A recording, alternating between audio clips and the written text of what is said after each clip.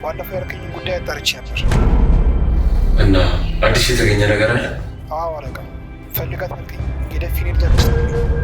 ማናት? ከዩቴ ሳመሰቃቀሉ የነበሩ ንገረኝ፣ ማናት? ላደረገችው ለእያንዳንዱ ነገር ዋጋ አስከፍላታለሁ።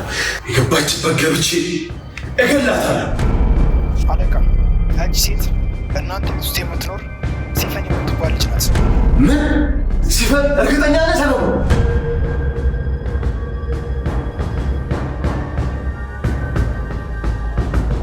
አስመሳዩ ሜርሲ የወንድሟ ልጅ ቤት ተቀምጣ እንዲሁም ደግሞ እያስመሰለች ድርጅቱን ለመዝረፍ ከሜሌክ ጋር የወጠኑት ውጥን ዛሬ ተደረሰበት። ምክንያቱም ሜሌክ ዶክመንቱን ይዞ እየከነፈ ይሄዳል። ከኋላው ደግሞ አምነን እየተከተለው ነበር። ታዲያ አምነን አክስቴ ለሚላት ጭምብሏን ላላወቀባት ደውሎ እባክሽን የደፍኒያ ልጅ ዶክመንቱን ሰርቀዋለች እና የትና እንዴት እንዳለች አጣሪልኝ ይላታል። የሆነ ሰው እየተከታተለ እንደሆነ ሲነግራት ወይኔ ሜሌክን ነው የሚከታተለው ማለት ነው ብላ እሷም ቀጠሮ ነበራቸውና እሱን እንደሆነ ስታቅ ወደ ቤት ለመመለስ ትሮጣለች። እየሮጠች ስትገባም ከሲፈን ጋር ፊት ለፊት ይጋጠማሉ። ሲፈንም ምን ያስሮጥሻል ትላታለች። ሯጭ እንደው እንኳ አታውቂም እንዴ ብላ ገብታ ወደ ውስጥ ልብሷን ቀያይራ ምንም እንዳልተፈጠረ ሳሎን ገባች። ታዲያ አያቴ ሴማ ሶፋ ላይ ቁጭ ብላ ነበርና ምን ታፈጭብኛለች በሚል አይነት ሰበብ ታያታለች። ሁለቱም በፍጥጫ ይተያያሉ። ምቀኛ ከሩቅ አይመጣ እንዲሉ ከጉያው ወጥቶ ውድቀቱን ሲጠባበቅ የነበረው ሜሌክ በአምነን እጅ ህይወቱን አጥቷል። አምነን በሆነ ሁለት ልብ ሆኗል። አንድም ጥፋቱ ነው ይሁን ደግ አደረግኩ ይላል። በሌላ በኩል ደግሞ ጥሩ አላደረግኩም እያለ ጸጸት ውስጥ ገብቷል። የድርጅቱን ዶክመንት ያወጣችው ልጅ ታርጌት የተደረጉትን ሰዎች ጥቃታቸው ውስጥ የምታስገባውን ሰዎች አላማውን እየጻፈች ትገኛለች። በሰንሰለታቸው ውስጥ ያሉት ደግሞ አምነን ዋነኛው ሲሆን አያቴ ሴማና ሜርሲ ይገኙበታል። አምነን ስልክ አንስቶ የድርጅቱ ሰራተኞች ጋር ሲደውል ሁሉም ፌንት በልተው ነበርና ስልክ የሚያነሳለት አልነበረም ከአንዱ በስተቀር። በጣም የሚያምነውን ሰው ጠርቶም ሬሳው መኪና ውስጥ እንዳለና ምን ማድረግ እንዳለበት አማከረው። ጭር ያለበት ቦታ ሜሌክን ቀበረው። አምነን በጣም እንደተጨነቀ ማርክ አይዞህ አንዴ ከሆነ በኋላ መረጋጋት አለብህ ብሎ አበረታው። ከሁለታቸው ውጪ ማንም እንዳልሰማና ነገሩ በሁለታቸው መካከል መቅረት እንዳለበት ተማክረው ጉዟቸውን ቀጠሉ። የአምነን ጸሐፊ ቹንያ እየተሯሯጠች ሳሎን የተቀመጠችው አያቴ ሴማን አምነን የት እንዳለ ጠየቀች። አለመኖሩን አረጋግጣ ለአምነን በፍጥነት መደወል አለብኝ እያለች ባለችበት ቅጽበት ነበር አምነን የደረሰው። የደፍኒያ ልጅ ዶክመንቱን እንደዚህ በፍጥነት ስታዛውረው የሄዳቸው ነው ብሎ ከወቀሳት በኋላ ቹንያም ይቅርታ አድርግልኝ እኔም የደበቁህ ነገር አለ ብላ የሜሌክን ከሃዲነት ነገረችው። አምነንም በቁጣ ሜሌክን እንደገደለው ከማርክ ውጪ ለማንም አትንገሪ ደብቅልኝ ያለውን ረስቶ ለሁለተኛ ሰው ለቹንያ ነገራት። ሲፈን ሙስጣፋን በግልጽ አማርኛ አፈቅርሃለሁ ብላ ነገረችው። እሱም እንዴት ብታስብኝ ነው? አንቺ እኮ እህቴ ማለት ነሽ። እኔ ሌላ አስቤ አላውቅም፣ አንቺ ግን ትገርሚያለሽ እያላት ጀሪ ተለብቃ ታዳምጥ ነበር። ሲፈንም በሩን ከፍታ ስትወጣ ጀሪ በሩ ስር ተለጥፋ አገኘቻት። ምን እያዳመጥሽ ነው ስትላትም የሰራችው ቤት ይመስል ጥገኛ አለቻት። ሲፈንም ይህንኑ ነበር ያለቻት። አብረን እኮ ነው የገባ ነው። ከሙስጠፋን ብዙ ነገር ስትቀበል እንደነበር ነግራት ዞር አለች። አምነን ውስጡ እየተረበሸ የቤሌን ክፍል ገብቶ መሬት ዝርፍጣልና ሚስጥረኛዬ እኔ ክፉ ሰው ነኝ አይደል አላት። አንተ በጣም ጥሩ ሰው ነህ አለችው። እና ለምን መጥፎ ነገር አደረግኩ አላት። ከሆነ በኋላ መጸጸት ትርፉ ጉዳት ነው ብላ ነገረችው።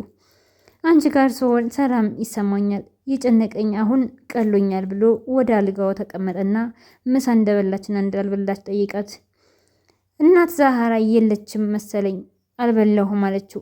ሰርቼ ላምጣልሽ ብሎ ወደ ኪችን በሄደበት ቅጽበት ነበር ጀሪ የገባችው። በሩን ገፋ ስታደርግ ቤሌን አምነን መስሏት ሚስጥረኛዬ ግባ ስትል ጀሪ ሚስጥረኛ ሆነ እንዴ ጭራሽ ብላ ጮኸችባትና ቤቴን ለቀሽ ውጭልኝ ከዚህ በኋላ ላይሽ አልፈልግም። ትዳሪን አትበጥብጪ። አንቺ ህይወታችን ውስጥ ገብተሽ ትዳራችን፣ ቤታችን ተበጠበጠ ብላ ተናገረቻት። ይህንን ብላት ከወጣች በኋላ አምነን ምግቡን ይዞላት ሲመጣ አልቅሳ አምነንን እንዴት ይደብቀኛል ብላ ሲመጣ ፊቷን አዞረችበት። ሚስጥረኛዬ ብሎ ሲጠራትም እኔ ሚስጥረኛ አይደለሁም ተወኝ አለችው። እንደውም ከዚህ ቤት ልውጣ ጄሪ ሚስትህ እንደሆነች ለምን አልነገርከኝም ብላ አለቀሰች። አምነንም ጄሪ ሁኔታዎች አስገድደውት የወረቀት ሚስቱ እንደሆነችና እሱ በልቡ ቦታ የማይሰጣት መሆኑን ነገራት። ነገር ግን እሷ ወይም ደግሞ ቤሌን በልቡ ትልቅ ቦታ ያላት እሱ እሷን ሲያይ ሰላም እንደሚሰማው እሷ ቤት ካለች መረጋጋቱ የሱ እንደሆነ አንቺ ከሄድሽም እኔ ሰላም አጣለሁ። ስለዚህ እባክሽን ያንቺ መኖር ለኔ ትልቅ ቦታ አለው ይለዋል እና ይላታል። እናም ቤሌንም እሺ አንተን የሚያስደስት ከሆነ ብላ የእሷን መከፈት ወደ ጎን ትታ የእሱን መደሰት ለማስቀደም ሞክራለች። ቤሌን እሺ ከሙስጠፋ ጋር እየተፋጠጠች ነው። ሙስጠፋን ጀሪን ታፈቅራታለህ አይደል? እናም አንተ ከዚህ ቤት ከወጣህ ትጎዳለህ፣ ምክንያቱም ስለማታገኛት እያለች እያበሸቀችውም ነው። ሙስጠፋም በጭራሽ በዚህ ምድር ላይ ሴት ጠፍቶ ጄሪ ብቻ ናት ብትባል አይደንቀኝም እያላትም ይገኛል። በቢሌንና በአምነን ፍቅር የቀናችው ጄሪ አያሊሴማ ጋር ሄዳ እየተቀለሰለሰች ነገሩን ሆን ብላ አስባበት እንዳልሆነና ልጇ የወረደው በቢሌን ተንኮል እንደሆነ መድኃኒት የወሰደችው መድኃኒት ቤሌን ከዚህ በፊት እንዳደረገችባት እና ቤሌን እንዳስወረደችባት አድርጋ ተናግራለች። አያቴ ሴማ ነገሩን ሳትመረምር ጄሪ እንደነገረቻት ብቻ ቀጥታ እንደዛተችው ውጪልኝ ትላት ይሆን? ቤሌን በመርሳቷ ምክንያት ታሪኳን አታውቅም። እናት ዛሃራን በጥያቄ እያፋጠጠች ነው። እኔ ቤተሰብ የለኝም እንዴ? ከየት ነው የመጣሁት? ለምንስ ቤተሰቦች አይጠይቁኝም? እያለች ነው። እናት ዛሃራም እንዲህ ቤተሰቦችሽ ሩቅ ቦታ ስለሆኑ ነው፣ እናም ይመጣሉ። እኔስ ምን አጎደልኩብሽ አለቻት። እናት ዛሃራ እንዳይከፋት ብላ እሺ በጣም ይቅርታ አንቺ አለሽ ልኝ በቃ ብላ ነገሮችን ለመተው ሞክራለች። ነገር ግን ውስጧ ጥያቄ እያጨረባት ነው። አሁንም ሰለሞን ለአምነን ደውሎ አዲስ ነገር እንዳለ እየነገረው ነበረ። ሙስጠፋ ወደ ሳሎን የመጣው አምነንም ማናት ቤትን የምታምሰው? ያለችበት ጉድጓድ የገባችበት ገብቼ ግላታለሁ። ማናት ቤትን የምታምሰው ብሎ ሲጠይቀውም እሷውም የደፍኒያ ልጅ ሲፈን የምትባለው እዛው አብራህ ቤት ውስጥ ነው የምትኖረው ብሎ ይነግረዋል። በድንጋጤ ተነስቶም እርግጠኛ ነህ ሰለሞን ይለዋል። አዎ እርግጠኛ ነኝ አለው።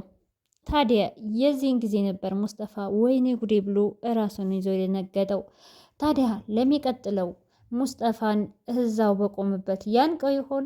ምክንያቱም ያመጣችው እሷ ናት።